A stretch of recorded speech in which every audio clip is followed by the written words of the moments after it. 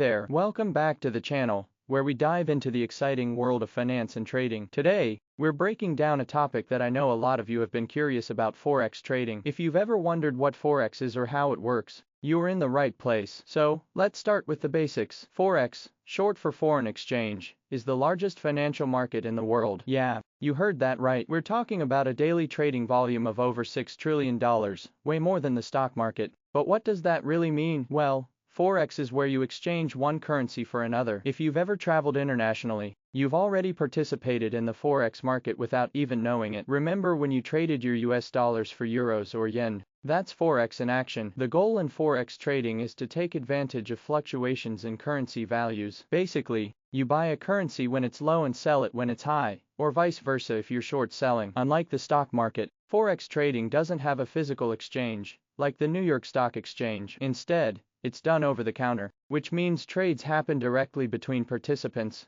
banks, institutions, and even individual traders like you and me. Forex trading happens 24 hours a day, 5 days a week, because different financial centers across the globe, from London to New York to Tokyo, are open at different times. That's why some people love it. You can trade practically any time. But here's the catch: it's not just as simple as buying low and selling high. Forex trading involves a lot of factors like economic news, political events, interest rates, and more that affect currency values. So, staying informed is key. And just like with stocks, you can trade Forex with a strategy. There's technical analysis, fundamental analysis, and even automated trading systems. But that's a topic for another video. So, to wrap it up, Forex trading is all about exchanging currencies with the goal of making a profit. It's fast-paced, it's global, and it's incredibly liquid. If you're thinking about jumping into Forex, make sure to do your research, and as always, only invest money you're prepared to lose. Thanks for sticking around till the end. If you found this video helpful, don't forget to hit the like button